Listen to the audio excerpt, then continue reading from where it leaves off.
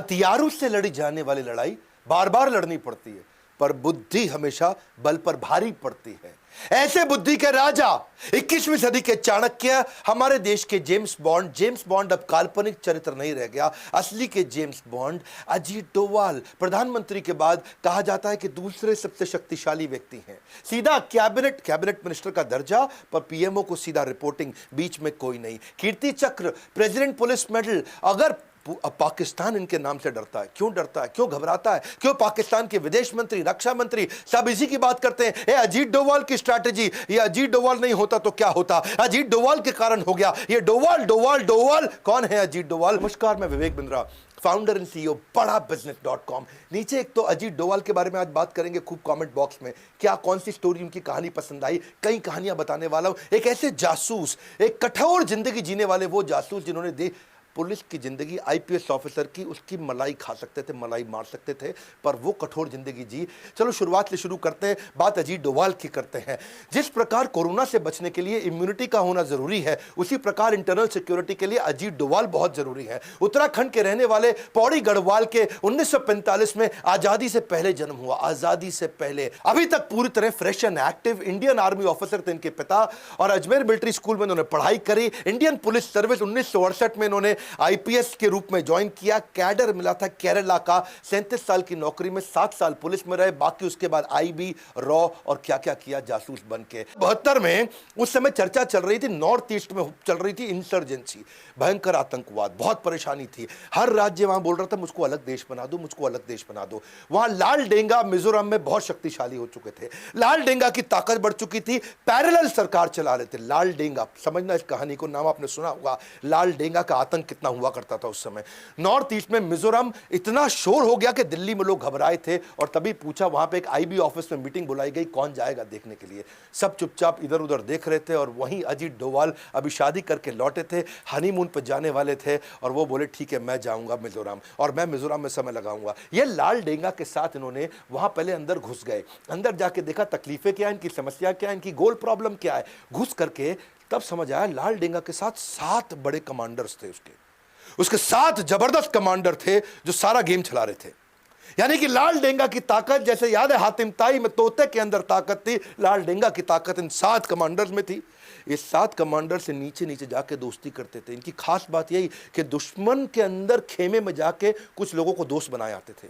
अच्छा, दोस्ती इतनी कर ली कि रोज शाम को उनके एक कमांडर को घर बुलाते और बढ़िया साथ में बैठ के दारू भी पीते, खूब ड्रिंक करते, उनके साथ बढ़िया नॉनवेज उनकी वाइफ खुद बना के खिलाती, और इतनी दोस्ती कर ली और उनको समझाना शुरू कर दिया। सारी इंफॉर्मेशन ले ली कि क्या है ये माल्फ। मिजोरम आर्मी लेफ्ट फ्रंट पर कौन है अजीत डोवाल, जो हर बाल की निकाल दे खाल, वो है अजीत डोवाल। इतना अंदर चले गए कि जा करके उनसे समझाना शुरू किया, एक एक करके दोस्ती करी। बोला ऐसा है ना, मैं तुम्हारे को सारी ताकत दिलाता हूं, भारत सरकार में मेरी चलती है, तुमको स्पेशल कैटेगरी राज्य बना दूंगा।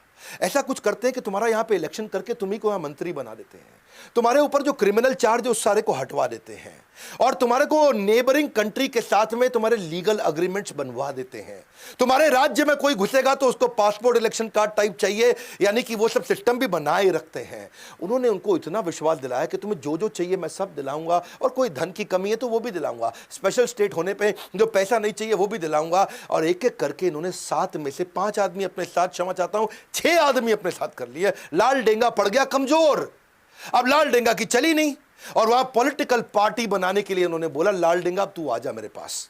बाद में लाल डेंगा को लेकर के आए, उसको अकेले में समझाया, और देखा कि 6 आदमी उसके अगेंस्ट हो गए, और लाल डेंगा के साथ अब नेगोशिएशन किया। ये नेगोशिएशन करने से पहले सामने वाले की वीकनेस पकड़ते थे, इसीलिए मैंने बोला चाणक्य, क्योंकि ये फ्यूचर के कई महीनों को आज भांप के अपनी स्ट्रैटेजी बनाते थे। इतना कियोस क्रिएट कर देते हैं दुश्मनों के अंदर कि दुश्मन भी इधर उधर देखने लगते हैं, डोवाल का आदमी तो नहीं है ये, कहीं डोवाल का आदमी तो नहीं है। वहीं से उसके बाद सिक्किम भेजा गया इनको, बोला मिजोरम तूने इतना कंट्रोल किया, सिक्किम में हुआ क्या था, वहां के जो राजा थे ना, उसने एक अमेरिकी लड़की से शादी कर ली, और वो सीआईए एजेंट थी, और वो जो अमेरिकी लड़की सीआईए एजेंट थी, सिक्किम के राजा ने शादी करके अब वो कंट्रोल करने लगी, वो सरकार चला रही। इधर भारत सरकार टेंशन में आ गई कि भैया सीआईए एजेंट मतलब अमेरिका आके कंट्रोल करेगा, और उसका चाइना से कहीं रिश्ता ना बनवा दे, और चाइना का कहीं कंट्रोल ना बढ़ जाए। अब वहां के राजा जो है सुने नहीं किसी की। अब ये सिक्किम अलग हो गया था भारत से, अभी तक भारत का पूरा हिस्सा बना नहीं, 47 में केवल अधूरे कुछ कॉन्ट्रैक्ट के साथ सिक्किम भारत से जुड़ रहा था, पर पूरी तरह भारत में मिला नहीं। तब ये वहां डोवाल गए, वहां जाके क्या देखा, उधर की local party Sikkim national Congress party, उनको पकड़ लिया इन्होंने और वहां उनसे दोस्ती करी, उनके लीडर्स को अपने साथ रिश्ता उनका जोड़ा और पूरे सिक्किम के अंदर बोला कि तुम्हारे राजा तो तुम्हारे को कुछ मदद नहीं कर रहा है, तुम्हारा राजा तुमसे टैक्स वसूलता है, तुम्हारा सपोर्ट नहीं करता। और वहां राजा के खिलाफ हवा बढ़ानी शुरू कर दी और इस पार्टी को मजबूती देनी शुरू कर दी। बाद में रेफरेंडम भी पास करा दिया, वहां सब लोगों ने भारत के फेवर में वोट भी कर दिया। अच्छा, वहां राजा और इनका प्रधानमंत्री जब ये बना, वहां का सिक्किम नेशनल कांग्रेस पार्टी, इनका आपस में झगड़ा करा दिया। मैं बता रहा हूं आपको, बुद्धि बल पे भारी पड़ती है, हथियारों की लड़ाई जिंदगी भर लड़नी पड़ती है। और ये क्या किया, इनका आपस में झगड़ा, अब प्रधानमंत्री और राजा आपस में झगड़ा करें। राजा ने अब अटैक करने की कोशिश करी, प्रधानमंत्री ने यहां पे हमारे देश के प्रधानमंत्री को बोल दिया, तब सिक्किम का प्रधानमंत्री माना जाता था, तो हमारे देश के प्रधानमंत्री को बोला भैया मेरी मदद करो। और देश के हमारे प्रधानमंत्री उस समय तुरंत डोवाल के कहने पर सेना भेज दी और राजा के पूरे महल को कब्जा कर लिया, राजा को कंट्रोल में कर लिया। राजा आए कंट्रोल में, गेम हो गया पूरा चेंज और सिक्किम को पूरे होशो हवास में राजा के वापस देश में मिला लिया। जोश में गोली चलती है और होश में बोली चलती है, ये बोली से काम कर जाते हैं, इनको गोली नहीं चलानी पड़ती है। और वही कारण है आज सिक्किम हमारे देश का हिस्सा क्यों। अजीत डोवाल। कहानी सुनते हैं पाकिस्तान की। ये जो हमारे अजीत डोवाल है ना, ये बहुत बुद्धिमान जासूस थे। इसकी कहानी को जरा समझते हैं, पहले बैकग्राउंड देखते हैं। इंडिया में पोखरण का टेस्ट कर दिया इंदिरा गांधी ने, जैसे बाद में आगे हमारे प्रधानमंत्री वाजपेयी ने किया था। न्यूक्लियर का टेस्ट अपना हो गया, यहाँ पे सफल हुआ। पाकिस्तान को लगनी थी मिर्ची, उनको तकलीफ होनी थी, उन्होंने अपनी तैयारी करनी थी। तो वहां जो डॉक्टर AQ खान उनके साइंटिस्ट थे, उन्होंने चाइना और फ्रांस से मदद ली कि हम भी अपना न्यूक्लियर टेस्ट करेंगे भाई, हम भी अपने न्यूक्लियर वेपन बनाएंगे। फ्रांस को समझ आ गया ये टेक्नोलॉजी के लिए नहीं वेपन के लिए कर रहा, तो फ्रांस हो गया बाहर। चाइना मदद कर रहा था, लेकिन ये डॉक्टर AQ खान की तैयारी पूरी नहीं हुई, तो ये नॉर्थ कोरिया निकल गए। साइंटिस्ट थे ये, नॉर्थ कोरिया गए। नॉर्थ कोरिया अपने किम जोंग यूंग के पिता उस समय, वो भी अपने न्यूक्लियर के चक्कर में पड़े थे। तो दुनिया ने देखा क्या चक्कर है भाई, ये क्यों गया नॉर्थ कोरिया, ये क्यों तैयारी करके आया। सबको लगने लगा इधर जो है मैडम इंदिरा गांधी ने और रॉ और IB का गठन कर दिया और अपनी बढ़िया टीम बना दी कि मैं यहां से लोगों को भेजती हूं चाइना और पाकिस्तान, मेरे अपने स्पाई और मेरा अपना नेटवर्क होना चाहिए जो राइट खबर दे सकें। इधर से अजीत डोवाल को सिलेक्ट किया गया कि अजीत डोवाल एक काम करो, अब तुम मेरे को डायरेक्ट रिपोर्ट कर रहे हो, मैं हूं प्रधानमंत्री और तुमको जाना है, इस समय तुम IB को यहां से लीड करोगे, नेटवर्क बनाओ पाकिस्तान में। काहोटा नाम की जगह थी ये, रावलपिंडी के पास में, जहां पे इनका एक खान रिसर्च सेंटर था, जहां पे इसकी तैयारी चल रही थी। इसकी खबर तो लगी, लेकिन ढूंढना मुश्किल हो रहा था। अब ये अंडर कवर एजेंट वहां पहुंच गए पाकिस्तान के अंदर, वहां ढूंढने का खूब प्रयास किया, कुछ मिले नहीं वहां पे। ये काहोटा में भिखारी बन के घूम रहे थे और अपनी पूरी तैयारी कर रहे थे। इधर इंडिया के अंदर उथल पुथल हुई, इंदिरा गांधी इलेक्शन लूज कर गई क्योंकि अपना इमरजेंसी हुआ था। और यहां कौन आ गए, मोरारजी देसाई आ गए। अच्छा, इन्होंने क्या किया, खान रिसर्च सेंटर के बाहर जो साइंटिस्ट आते थे उनको ट्रैक करना शुरू किया। ये साइंटिस्ट आ रहा है जा रहा है, आ रहा है जा रहा है, मिल नहीं पा रहे हैं, पकड़ नहीं पा रहे, समझ नहीं आ रहा क्या करें। तो इनकी जो अपनी पढ़ाई थी, इनको पढ़ाई से समझ में आया कि अगर कोई न्यूक्लियर वेपन पे काम कर रहा है तो उसका जो रेडिएशन है ये उसके शरीर में आ सकता है, उसके शरीर के स्किन का टुकड़ा मिल जाए, बाल का टुकड़ा मिल जाए। तो उन्होंने एक ऐसा नाई ढूंढ लिया, वहाँ ऐसी बार्बर शॉप ढूंढी जहाँ पे साइंटिस्ट जाया करते थे। तो वहाँ जा करके भिखारी बन के वहाँ बाहर बैठ गए और वहाँ बालों के सैंपल उन साइंटिस्ट लोगों के कलेक्ट करने शुरू कर दिए। बहुत बुद्धिमान थे, बहुत बुद्धिमान, लंबी तैयारी करके चले। अगर ये न्यूक्लियर वेपन पे काम कर रहे हैं तो बालों में रेडिएशन आ जाएगा। इन्होंने धीरे धीरे सैंपल कलेक्ट किए और किसी तरह अपने नेटवर्क के थ्रू उसको इंडिया में भेजा। और इंडिया में जब बालों को चेक किया गया तो बहुत भारी मात्रा में रेडिएशन भी मिल गया। अब समझ आ गया कि यहीं पे पाकिस्तान काम कर रहा है, यहीं तैयारी हो रही है। तो इन्होंने जो है सोचा कि अब क्या किया जाए, इसको कैसे तबाह करें, इसे कैसे खत्म करें। ये सोचा कि भाई अब दोबारा झगड़ा किया इनके साथ में तो अमेरिका पाकिस्तान की मदद कर देगा। तो अगर मैं इस समय अपने प्रधानमंत्री को समझाऊं उनको अटैक करें, हमारे प्रधानमंत्री मानेंगे नहीं। तो उन्होंने एक इंटेलिजेंट तरीका निकाला। इन्होंने सोचा कि मोसाद को पकड़ता हूं मैं। तो इजराइल की जो अपनी इंटेलिजेंस एजेंसी मोसाद को उन्होंने बोला, देखो भाई मेरी बात समझो आप, ये जैसे तुमने इराक को तबाह किया, ये मुसलमान देश है, अगर इसने बना लिया न्यूक्लियर वेपन सबसे पहले तुम उड़ जाओगे, तुम खत्म हो जाओगे। इसलिए एक काम करते हैं, मैं तुमको सब बताऊंगा कहां पे करना, तुम आके इसको उड़ा दो। तो अजीत डोवाल इंटेलिजेंट थे, बोले इंडिया को लड़ना भी नहीं पड़ेगा और मैं इजराइल और पाकिस्तान का आपस में झगड़ा करा दूंगा, मेरा काम भी बन जाएगा और यहां कोई न्यूक्लियर टेस्ट होगा भी नहीं। तो और मोसाद मान भी गए। ये इतना बढ़िया कन्विंस करते थे, पता नहीं बुद्धादित्य योग है इनके पास, कौन सा योग है, ऐसे एस्ट्रोलॉजिकल योग है, ये जिसके पास जाए उसको कन्विंस कराया करते थे। और कन्विंस कर दिया, इजराइल तैयार हो गया। इजराइल ने बोला एक काम करो भैया, हम कहीं इराक के ऊपर से उड़ा करके, ये जो मिडिल ईस्ट कंट्री है यहां से तुम जहाज ला नहीं सकते, पूरी तरफ दूसरी तरफ से घुमा के लाना पड़ेगा। रीफ्यूलिंग के लिए तुम हमारी मदद करो, गुजरात में रीफ्यूलिंग कर लेंगे, अपना बेस दे देना, वहां से जाएंगे, इनको उड़ा देंगे पाकिस्तान में, पूरा खत्म कर देंगे इनका खान रिसर्च सेंटर, कुछ नहीं होगा न्यूक्लियर टेस्ट। तो ये बोले ठीक है। अब ये रिपोर्ट करते रहे पीएमओ को, ये पीएमओ के पास गए, उनसे बात किया, भैया मैंने इतना जुगाड़ कर दिया, आपको नहीं लड़ना पड़ेगा, मैं इजराइल को लड़वा के काम करा दूंगा। पीएमओ ने बोला, अब जो थे ये गांधी विचारधारा के थे, हाँ यहां गड़बड़ हो गया। यहां मोरारजी देसाई ने सोचा कि ये तो इंदिरा गांधी का प्लान था भैया, ऐसा ना हो इंदिरा गांधी की वाह वाह हो जाए। उन्होंने साफ बोल दिया कि भाई वो कर रहा है टेस्ट, उसको करने दो, हम तो गांधी विचारधारा के हैं, हम तो लड़ते नहीं किसी से, वो उनके देश का आंतरिक मामला है, मुझको नहीं लड़ना भैया, हम नहीं वो इजराइल को बुलाएंगे यहाँ पे, हमारी धरती को क्यों खून से रंगा जाए, हमारी धरती को क्यों गंदा किया जाए। उन्होंने साफ मना कर दिया।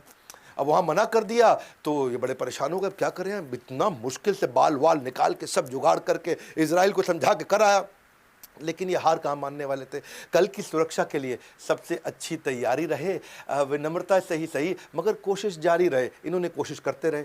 इन्होंने देखा एक साइंटिस्ट को पकड़ लिया, उसका एक्स्ट्रा मैरिटल अफेयर निकाल दिया, और वहाँ लड़की को भी पकड़ा, इनको भी पकड़ा, और साइंटिस्ट को जाके बोला इधर आ, मैं तेरी सारी खबर लीक कर दूंगा और तुझको बर्बाद कर दूंगा, मैं मेरी बात सुन, मैं इसको ब्लूप्रिंट दे दे अंदर का, बस इतना कर दे। वो साइंटिस्ट घबरा गया, वो बोला ठीक है पूरा ब्लूप्रिंट सब कुछ दे दूंगा, पर $10,000 दे दे मुझे, ताकि मैं यहाँ से बाहर निकल जाऊँ, मेरी ज़िंदगी पूरा सेट कर लो ना, मैं यहाँ से निकल जा, तो पूरा ब्लूप्रिंट दे दूंगा, तो इंडिया को दे दियो। इसने कहा ठीक है, $10,000 तो कुछ नहीं है।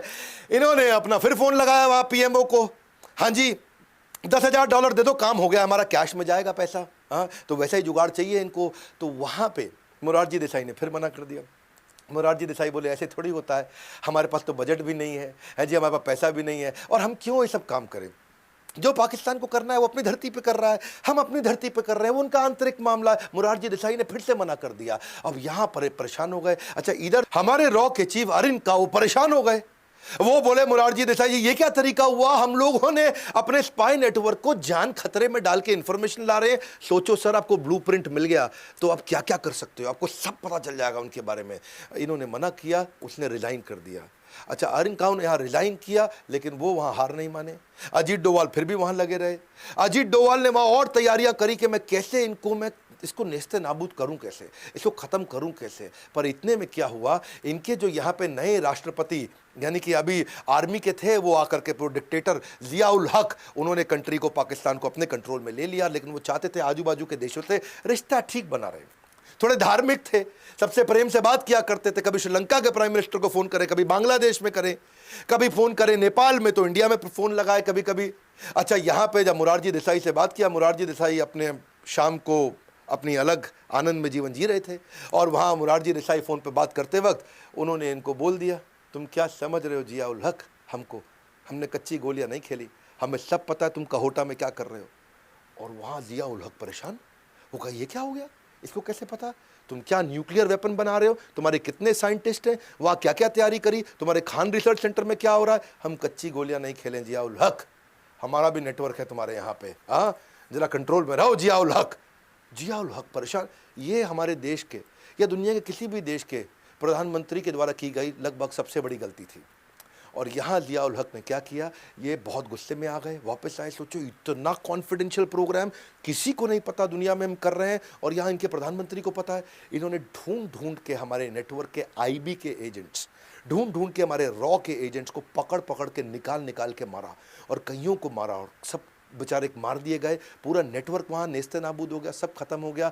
और लेकिन अजीत डोवाल चुपचाप वहाँ से निकल के भाग आए, वो इंडिया आ गए। इतना तो तबाह इनको कर दिया था कि उन्होंने इनका न्यूक्लियर टेस्ट 15 साल डिले करा। केरला में कंट्रोल किया, बाद में नॉर्थ ईस्ट कंट्रोल किया, पंजाब को कंट्रोल किया, पाकिस्तान से कंट्रोल लेकर के आए न्यूक्लियर वेपन को। अब बारी थी कश्मीर की, इलेक्शन वहाँ हो नहीं पा रहे थे, इंडिया बड़ा परेशान था, वहाँ मिलिटेंसी बढ़ती चली जा रही थी, तकलीफें बढ़ रही थी।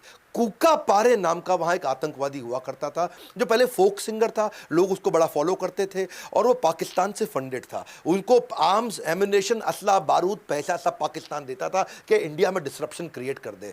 अच्छा अब ये पहुँच गए, ये जब जाते थे किसी को पता नहीं चलता कि ये वहां पहुंच गए। ये पहुंच के वहां जाके कूका पारे को मिले और उसको मिलकर के पर्सनली साथ में बैठाया, उससे दोस्ती किया, उसके साथ खाना पीना हुआ, उसके साथ नाश्ता चाय पानी, और रात को भी उसके साथ अलग प्रकार का रिलेशनशिप बनाया कि भाई बैठ के गप मारे आराम से। कूका पारे को कंफर्टेबल कर दिया और समझा दिया कि तुझे कुछ नहीं दे रहा है पाकिस्तान, मैं तुझे सारा सपोर्ट करूंगा। नेगोशिएशन की स्किल्स बड़ी आउटस्टैंडिंग थी इनकी। मिला लिया, कूका पारे हो गया इनके साथ में, अपने 250 लोगों के साथ में कूका पारे को सपोर्ट किया और कूका पारे को समझाया कि जो पाकिस्तान तेरी मदद करता था आज तू उसके अगेंस्ट खड़ा होगा। और वही कूका पारे पाकिस्तानी आतंकवादियों के अगेंस्ट इस लड़ाई में भारत के साथ हो गया। उनको मारना शुरू किया, उनको गोलियां बरसाई, बहुत नुकसान किया इन्होंने पाकिस्तान का इस तरह से। और आगे चल के इलेक्शन भी हुए, उसी के बाद इलेक्शन हो पाए और बाद में कूका पारे को उन्होंने वहां पे एक एमएलए की तरह खड़ा भी करा दिया, कूका पारे की पार्टी को भी मजबूत कर दिया। पाकिस्तान आतंकवाद करता है, युद्ध नहीं करता है। युद्ध करना बहुत मुश्किल है, मेरी बात समझना। युद्ध जो है ना उसमें पूरे देश को लगना पड़ता है। आतंकवाद क्या है, 10 लोग आए अजमल कसाब मुंबई में, 10 लोग आए बहुत नुकसान करके चले गए। आतंकवाद एक सस्ता ऑल्टरनेट है, युद्ध बहुत महंगा पड़ता है। इसलिए युद्ध लड़ना तो आसान है, वो डिफेंस की मिनिस्ट्री लड़वा देगी, वो हमारे साथ फॉरेन मिनिस्टर डिफेंस मिनिस्टर सब दिमाग लगा करके वो लड़ लेंगे। लेकिन इंटेलिजेंस के साथ में इंटरनल सिक्योरिटी के चीफ हमारे देश के, वो इस तरह 5-5 10-10 लोगों के जो आतंकवादी हमले होते हैं उससे कैसे बचाएं, वहां इनका बहुत दिमाग लगता था। ये पाकिस्तान ने जो हमारा IC-814 हाईजैक कराया था, जो नेपाल से दिल्ली आ रहा था, काठमांडू से दिल्ली, ये भी क्या है, ये आतंकवाद है। ये वॉर नहीं है, पाकिस्तान युद्ध नहीं करता था, आतंकवाद करता था। उसको ले जा करके पहले लाहौर ले गए, उसके बाद उसको ले गए कांधार अफगानिस्तान में लेकर के वहां से अपने कंट्रोल में ले लिया और यहां से फोन कर दिया कि मुझको $200 मिलियन दे दो और हमारे 35 आतंकवादी तुम्हारी जेल में जहां जहां है सबको रिहा कर दो। और यहां अजीत डोवाल को बुला लिया गया, भाई अजीत डोवाल आओ संभालो यहां मामला। अजीत डोवाल फटाक पहुंच गए वहां कांधार। वहां जाके अजीत डोवाल सोचे कि मैं नेगोशिएट करूं कैसे, क्योंकि यहां सब इनके कंट्रोल में, 170 आदमी हमारे इनके कंट्रोल में, यहां सारी दवाइयां, सारा खाना, सारा राशन पानी, सारा सपोर्ट कांधार के अंदर इनको पूरा मिल रहा है तालिबानियों से। तो अब अजीत डोवाल के पास सामने वाले की कोई वीकनेस थी नहीं, हर बार कोई ना कोई वीकनेस ढूंढ के आ जाते थे। फिर इनको ने देखा कि इनको सपोर्ट करता कौन है, इनको सब देख कौन रहा है, इतनी ताकत कौन दे रहा है, तो समझ में आया ISI जो पाकिस्तान की इंटेलिजेंस एजेंसी है वही सपोर्ट कर रही है, उनके सपोर्ट से कर रहे हैं। तो उन्होंने कहा कि मैं ऐसा करता हूं, इनकी इंटेलिजेंस एजेंसी को कंफ्यूज करता हूं। बात को समझना भैया, इन्होंने यहां से कुछ ऐसी एक्टिविटी शुरू कर दी जो ISI देख सके, जिससे ISI कंफ्यूज हो जाए। इन्होंने जो जो आतंकवादी की लिस्ट थी उनके बारे में रिसर्च एक्टिवेट कर दी। इन्होंने तुरंत इजराइल फोन लगाया, इजराइल की इंटेलिजेंस एजेंसी से बातचीत शुरू कर दी, रशिया की इंटेलिजेंस एजेंसी से बात करी, US में जगह जगह बातचीत शुरू कर दी। और यहां पे कंफ्यूज हो रहे ISI वाले, बोले कर क्या रहा है अजीत डोवाल। अच्छा, आतंकवादियों को बोला बात करो, उससे बात करो। बोलो कहां है $200 मिलियन मांगो इससे। ये अजीत डोवाल को बोले पैसे दे दो, 35 आतंकवादी दे दो, तभी हवाई जहाज छोड़ेंगे। अजीत डोवाल बोले दे रहे हैं, थोड़ा समय दो, पैसे की तैयारी कर रहे हैं, इतने आतंकवादी लेके आने उसकी तैयारी कर रहे हैं, थोड़ा समय दो, समय दो। अजीत डोवाल समय मांगते जा रहे थे और यहां से वो चाहते थे कि ISI को कंफ्यूज करते जाऊं, ISI उनको इंस्ट्रक्शन देता जाएगा। इसको बोलते हैं चाणक्य पंडित। इन्होंने ISI को इतना कंफ्यूज करा दिया कि इन्होंने दुनिया भर में बातचीत शुरू कर दी और ISI को लगा अजीत डोवाल को लंबी चौड़ी तैयारी कर रहा है भैया, ऐसा ना हो कोई इजराइल से अटैक करवा दे, ऐसा ना हो कि पीछे रशिया का झगड़ा हुआ करता था इनके साथ अफगानिस्तान में, यहां से अटैक करा दे, कहीं US से कुछ करा दे। अब ISI उनको बोले जल्दी कर लो, जल्दी, ये को लंबी तैयारी ना कर बैठे, जल्दी करो, जल्दी लंबी तो वो घबरा गए। और यहां इन्होंने बोला, अजीत डोवाल ने, एक आतंकवादी दे सकता हूं बताओ। बोले नहीं पूरे 35 से एक दे सकता हूं बताओ, 35 से एक दे सकता हूं बताओ। तो वो बोले 170 लोग मार देंगे, एक दे सकता हूं बताओ। तो उन्होंने कहा ठीक है, पहले मौलाना मसूद अजहर दे दो, फिर हमारे को उन्होंने 2 आतंकवादी और बता दी, ये दे दो। उन्होंने कहा ठीक है मैं 3 की ट्राई करता हूं, लेकिन देना 1 चाहता हूं। और यहां से ISI ने बोला देख जो है पैसे वैसे छोड़, ये 3 आतंकवादी जल्दी मंगवा दे हमारे को, ये 3 आदमी चाहिए हमारे को।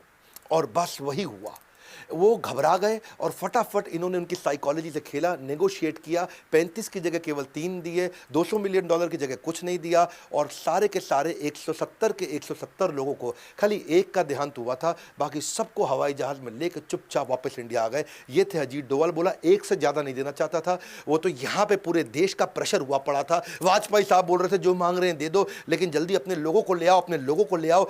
तो ये प्रेशर में चलते, अगर प्रेशर ना होता तो शायद एक से ही बचवा के ले आते। जाते। Dawood Ibrahim most wanted India का आतंकवादी खत्म कर दिया होता अजीत डोभाल ने। दाऊद इब्राहिम की ना बेटी की शादी थी, जावेद मियांदाद क्रिकेटर था, उसके बेटे के साथ जुनैद मियांदाद, शादी हो गई पाकिस्तान में। पाकिस्तान शुरू से मना कर रहा है दाऊद इब्राहिम हमारे यहां नहीं है, हमारी जमीन पे नहीं रहता। इंडिया मांग रहा है पाकिस्तान से, पाकिस्तान कहता है ही नहीं यहां। इंडियन इंटेलिजेंस को जब पता चला तो पाकिस्तान को भी वहां समझ रहा था, उसने कहा भाई तुम रिसेप्शन यहां नहीं करोगे, यहां से निकल लो, तुम चले जाओ ग्रैंड हयात होटल के अंदर, दुबई में रिसेप्शन इनकी फिक्स हो गई, वलीमा बोलते हैं शायद इसको। और वो जब इनको पता चला अजीत डोभाल को, बोले सीधा मौका है, पहली बार इंडिया को पता है दाऊद इब्राहिम कितने बजे कहां कैसे किस गली में मिलेगा, ठा गेम ओवर करेंगे। अजीत डोभाल ने अपने यहां गवर्नमेंट को समझा दिया हम कुछ नहीं करेंगे, ऐसा करते हैं। इसमें छोटा राजन के शार्प शूटर उठाते, नेपाल से इनकी पुरानी दुश्मनी है और दुश्मन को दुश्मन से बढ़वाते, हमारा काम अपने आप हो जाएगा। छोटा राजन के 2 शार्प शूटर ये काठमांडू के रास्ते दिल्ली ले आए और दिल्ली लाके एक 5 स्टार होटल में उनको ट्रेन कर रहे थे। हाँ, क्योंकि इनका जो झगड़ा है पुराना झगड़ा था, ये 90s का झगड़ा था, हिंदू डॉन मुस्लिम डॉन, और उस झगड़े को ये भुनाना चाहते थे। और अब इतनी बढ़िया ट्रेनिंग चल रही थी, लेकिन ऐसा मीडिया में सुनने में आता है कि आज भी मुंबई पुलिस में कुछ लोग हैं जिनको दाऊद से शायद तनख्वाह मिलती हो। और वही खबर फैल गई, कमिश्नर ऑफ मुंबई पुलिस तुरंत दिल्ली पहुंच गया और जाकर के उन्होंने रोक दिया उनको, बोला अजीत डोभाल आप नहीं कुछ कर सकते इसमें, मेरे को ये दोनों आतंकवादी चाहिए, मैं इनको ढूंढ रहा था, ये नेपाल से दिल्ली आ गए, अब मैं इनको ले जा रहा हूं। अजीत डोभाल ने समझाया अरे हम बड़े मिशन पे लगे हैं भाई, ये दाऊद को रुक जाओ नहीं। अजीत डोभाल उस समय रिटायर हो चुके थे और कमिश्नर उस समय स्टैंडिंग कमिश्नर थे, और वो दोनों को लेकर के वो नेपाली आतंकवादियों को, या समझो छोटा राजन के दोनों शार्प शूटर्स को लेके, अगर वो मुंबई पुलिस इस समय हस्तक्षेप नहीं करती तो दाऊद आज इस दुनिया में नहीं होता। अजीत डोभाल इंटेलिजेंट ऐसे हैं, साहस ऐसा है कि बड़ों बड़ों को चकनाचूर कर दे। ISIS ने इराक को ऑक्यूपाई किया था, अगली कहानी सुनो। और उस समय आपको याद होगा कि तिरकित के अस्पताल में वहां हमारी कई नर्सेस थी, और वो 46 इंडियन नर्सेस थी जिनको वहां कैप्चर कर लिया। ISIS उनको छोड़ना नहीं चाहता था, वो उनके कब्जे में आ चुका था। अजीत डोभाल चुपचाप, जिस दिन ये पता चला 2 दिन के अंदर इराक पहुंच गए, और इराक के अंदर किसी को नहीं मालूम, इंडिया में नहीं मालूम किसी को अजीत डोभाल इराक में नहीं मालूम अजीत डोभाल इराक में है। 48 घंटे लगे अजीत डोभाल को ISIS को समझाने में कि मेरे को सारी 46 नर्सेस चाहिए तुरंत। 48 घंटे के अंदर, दुनिया में आज तक किसी को नहीं मालूम अजीत डोभाल उनसे क्या बोल के आए। ISIS जो अमेरिका की नहीं सुनता, रशिया की नहीं सुनता, किसी की नहीं सुनता, वो अजीत डोभाल की सुन लिया। 48 घंटे के अंदर सारी 46 नर्सेस को एकदम सुरक्षित वापस इंडिया में ले आए। ऐसे आदमी, पुलवामा में अटैक हुआ, उससे पहले अटैक हुआ, यही तो मास्टरमाइंड है हमारे सर्जिकल स्ट्राइक के। इंडिया, ये तो आपको पता ना, चीप तरीके से पाकिस्तान अटैक करता, वॉर तो करता नहीं सामने आकर के, आतंकवाद करता, आतंकवाद सस्ता पड़ता है उनको। 18 सोल्जर हमारे शहीद हुए थे, कहाँ पे, ये उरी में। और उरी में जब ऐसा हुआ पूरे देश को गुस्सा था, इन्होंने तुरंत NSA की टीम बुला करके और मिलिट्री की हाई लेवल मीटिंग बुला करके, फना होने की इजाज़त ली नहीं जाती है, वतन से मोहब्बत पूछ के की नहीं जाती है। उन्होंने ब्लूप्रिंट तैयार किया, पूरी तैयारी कर ली, एक एक्सीलेंट अंडरस्टैंडिंग PM के साथ इनकी पहले से है, PM से इन्होंने अप्रूवल ले लिया, आइडियोलॉजी दोनों की मिलती जुलती है, आगे बढ़े और जाकर के तुरंत 11वें दिन के अंदर वहाँ जाके अटैक करके आए। 11वें दिन में LOC में घुसे, 3 किलोमीटर अंदर गए, लॉन्च पैड खत्म किए, 2 पाकिस्तानी सोल्जर्स को भी मारा, इनके 38 टेररिस्ट भी खत्म किए, इंडिया की एक भी कैजुअलिटी नहीं थी। ऐसे ये स्ट्राइक भी किया 2019 में, भी रिसेंटली इन्होंने पुलवामा में अटैक किया। पिछली बार ये 11वें दिन पहुंचे, इस बार 12वें दिन पहुंचे, इंडियन एयरफोर्स लेकर के LOC को डिस्ट्रॉय करके उनके मिलिट्री कैंप के अंदर घुस के, और वहां जाकर के इंडियन, अच्छा जब ये लोग वापस आने लगे तो पाकिस्तान ने कुछ फॉलो करना शुरू किया। जब फॉलो किया तो उनको खदेड़ने के लिए वापस अभिनंदन गए, अभिनंदन वहीं रह गए, और जब अभिनंदन वहीं रह गए, ये इंडिया में बहुत खबर हो गई थी, दुनिया में खबर हो गई। डोभाल को टाइम नहीं लगा, 2 दिन लगे, केवल 2 दिन के अंदर US एम्बेसी के थ्रू और डायरेक्ट मैसेज इतना मजबूती से पहुंचा। इमरान खान दुनिया को बोले नहीं हम तो क्या है, विनम्रता के चलते वापस कर रहे हैं। हिंदुस्तान का पायलट हमने पकड़ा हुआ है, हम एज ए पीस जेस्टर हम उसको कल रिहा करने लगे हैं हिंदुस्तान को। पर 48 घंटे के अंदर बड़ा क्लियर मैसेज दे दिया, ज़्यादा इधर उधर किया बलूचिस्तान तुम्हें देखेगा नहीं, बहुत स्ट्रांग मैसेज दिया। 48 घंटे में अभिनंदन वापस। मुद्दा बड़ा सिंपल है, मुझे ना तन चाहिए ना धन चाहिए, बस अमन से भरा ये वतन चाहिए, और जब मरूं तो तिरंगा कफन चाहिए। ये तो सारी मलाई दुनिया की मार सकते थे, पर हमेशा इन्होंने वो काम किया जो सबसे ज़्यादा रिस्की था। कभी डरे नहीं, निडर है, किसी थ्रेट से घबराते नहीं, चेहरे पे इनके डर दिखता नहीं है, मेंटल पीस को मैनेज कर पाते हैं। इनके पास में सामने वाले की सारी फ्यूचर टैक्टिक्स क्या है उसको पकड़ सकते हैं। अग्रेशन, गुस्सा और शांति, ये दोनों को साथ में लेकर चलने वाले, साइकोलॉजी से खेलने वाले, देश को अपनी जान पर खेल कर आंतरिक बाहरी सुरक्षा देने वाले अजीत डोभाल को हम कुछ नहीं दे सकते, पर अगर कुछ दे सकते हैं तो उनको भारत रत्न दे सकते हैं। उनको आज तक पद्मश्री, पद्म भूषण, पद्म विभूषण क्यों नहीं मिला है? क्या लगता है, क्या ये भारत रत्न के असली हकदार नहीं, क्योंकि ऐसे रत्न बार बार जन्म नहीं लेते? मैं पिछली बार की तरह रतन टाटा कैंपेन में आपने मेरा साथ दिया था, भारत रत्न फॉर रतन टाटा। आज फिर कैंपेन ले रहा हूं मैं। 100 लोगों को मैंने अपने कोर्सेज फ्री दिए थे, लगभग 105 लोगों को। अगर आपकी ट्वीट को इस समय रीट्वीट आते हैं, लाइक्स आते हैं, लोग फॉलो करते हैं, तो मैं आपको अपने कोर्सेज फ्री दूंगा अगर आप मेरे हैशटैग को ज्वाइन कर जाते हो। क्योंकि ये हमारे देश के ऐसे जासूस आज 76 साल की उम्र में अनस्टॉपेबल हैं। हाँ, आज जीते जी उनको भारत रत्न मिलना चाहिए। Bharat Ratna for Ajit Doval, spelling check कर लीजिए, AJITDOVAL, Bharat Ratna for Ajit Doval. Hashtag request by doctor Vivek Bindra. बस ये 2 हैशटैग कीजिए और मैं आपको फॉलो कर लूंगा। ट्विटर पे जाइए, इस वीडियो में इस हैशटैग के बारे में सबको रिक्वेस्ट करिए। अजीत डोभाल हमारे ऐसे रत्न बार बार जन्म नहीं लेते हैं, उनके जीते जी उनको भारत रत्न मिलना चाहिए। अगर आप मेरे साथ हैं तो इस 2 हैशटैग के साथ में इस कैंपेन को ताकत दीजिए। Bharat Ratna for Ajit Doval, request by doctor Vivek Bindra. ये 2 hashtag request by doctor Vivek Bindra से मैं आपको कैप्चर कर दूंगा। और अगर आपके ट्वीट को लोगों ने रीट्वीट किया, उसको लाइक किया, उसको फॉलो किया, उसको शेयर किया और 100 से ज्यादा का एंगेजमेंट आया, मैं आपको सिलेक्ट करूंगा और मैं आपको एवरीथिंग अबाउट एंटरप्रेन्योरशिप कोर्स, इतना तो मैं कर सकता हूं, मैं कोई कोर्स बेच नहीं रहा, आपको फ्री ऑफ कॉस्ट 100% डिस्काउंट,